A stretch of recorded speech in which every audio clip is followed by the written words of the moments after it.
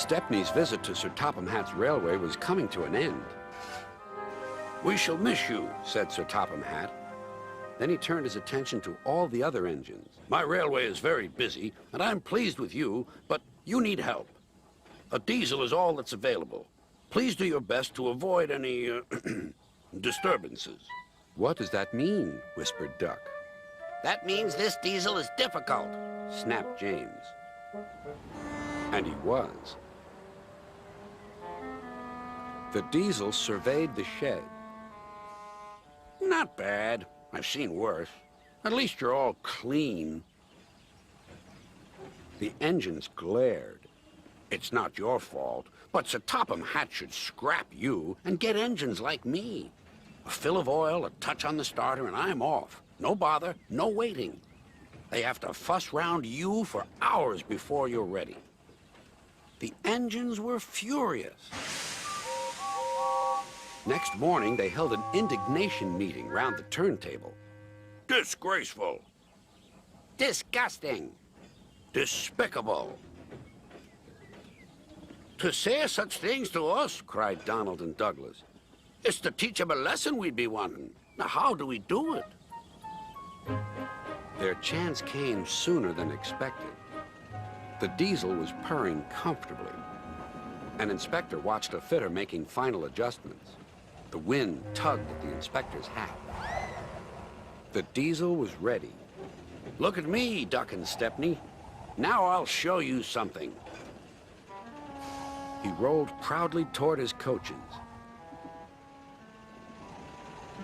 Then it happened.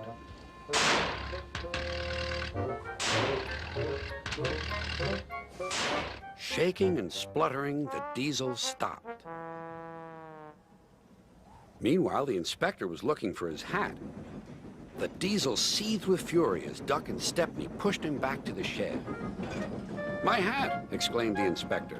"You sucked it through your air intake." "Bother your hat. The heavy train's due out. You'll have to take it, Duck. Stepney, will you help, please?" "Thank you, sir," cried Stepney. "I'd like a good long run on my last day."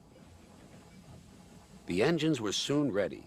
"Gordon will take over from halfway, so get the train to there. Good luck." "Don't worry," smiled Stepney. "We'll get there, and be early, too." The cavalcade moved carefully over the rails and out to the open line. "Now for a sprint," puffed Stepney. "I'm ready when you are," replied Duck. Soon they were whizzing through Edward Station. And next they charged at Gordon's Hill beyond.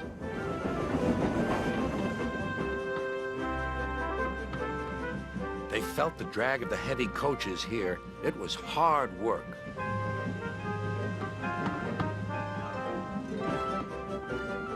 At last they were running smoothly along the line toward the big station.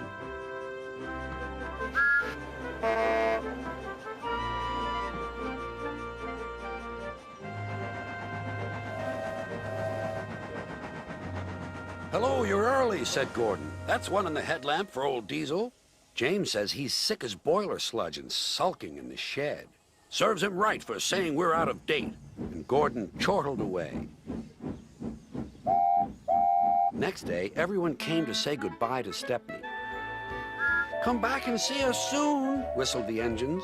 "And you are always welcome on my Bluebell Railway, too," replied Stepney. Then he puffed away. What about Diesel? He'd slipped out while no one was looking. But he left two things behind: a rather nasty smell and a battered bowler hat.